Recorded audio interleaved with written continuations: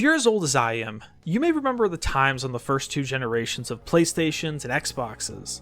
A time where there was a greater fondness for those indie games that weren't quite the way they were now in popularity.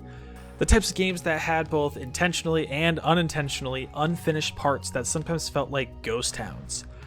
This would especially happen with early multiplayer games that grew stale for most people, leaving these old lobbies and maps to feel like abandoned mining towns.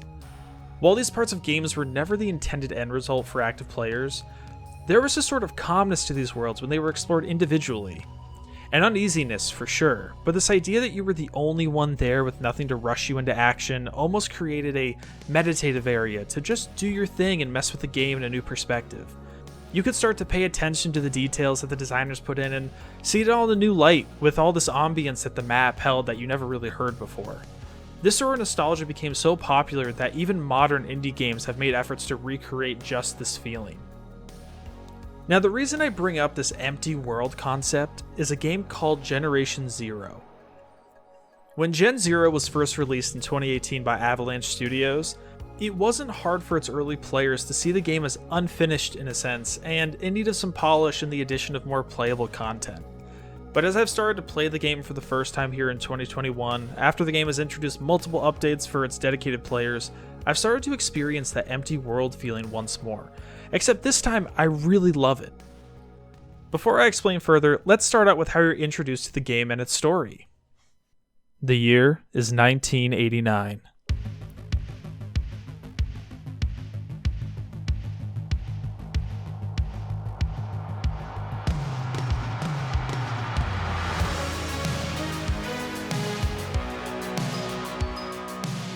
You've just woken up on the shores of your Swedish hometown, but something isn't quite right. You see, the people you've known and the home you've had this whole time, they're all gone and it's completely empty. At least you thought it was. As you venture further back into town, you finally meet the new inhabitants of your homeland. Animalistic military robots who have a desire to kill the humans that were once there. Your only mission now is to trace the steps of your vanished townsfolk, discover the secrets that led to this disaster, and survive it all, of course. This intro to Gen Zero is a perfect mix of the settings of Simon Stalenhag's sci-fi artwork and a storyline straight out of a Stranger Things spin-off. You start your journey off with clues such as voicemails, tape recordings, and notes that help guide you around the story. While that was already enough to draw me into giving the game a try finally, what really caught me by surprise was this empty world nostalgia. You see, when you play Generation Zero in solo mode, you soon realize within the start of the game that you truly are in an intentionally abandoned world. Much like the classic indie games I described, you feel that you as the character are in this isolated path to solve the mystery with no one to interfere or rush you. That is, aside from the killer robots. While some of that may sound fairly similar to the most open world RPG games, what made Gen Zero stand out for me was the sound design.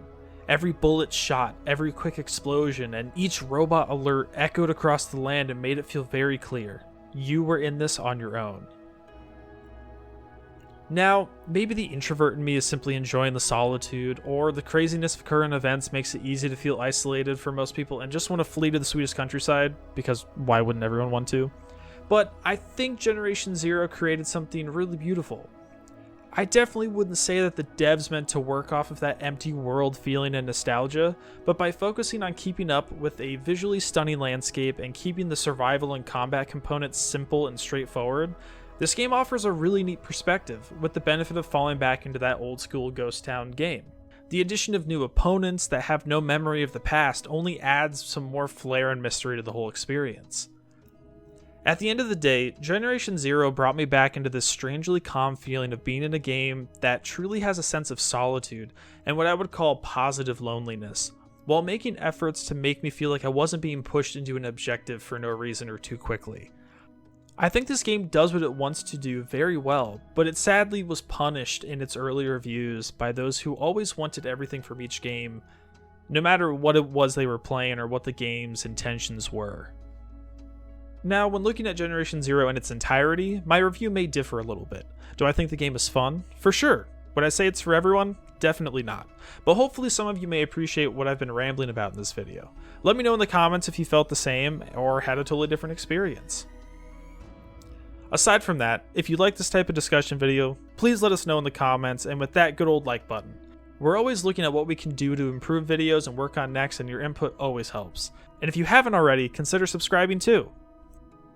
Now, while the video comes to a close, I also wanted to end with a quick note about the artist Simon Stålenhag, who you may have heard me mention about his art, which showcases robots in countryside Sweden, which also led to the creation of Amazon's Tales from the Loop.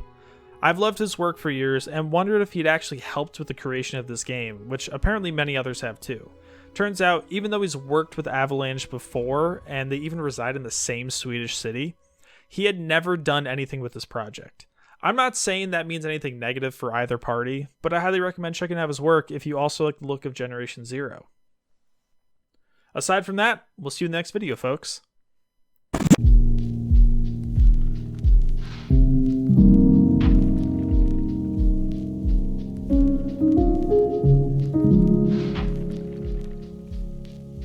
Thank you.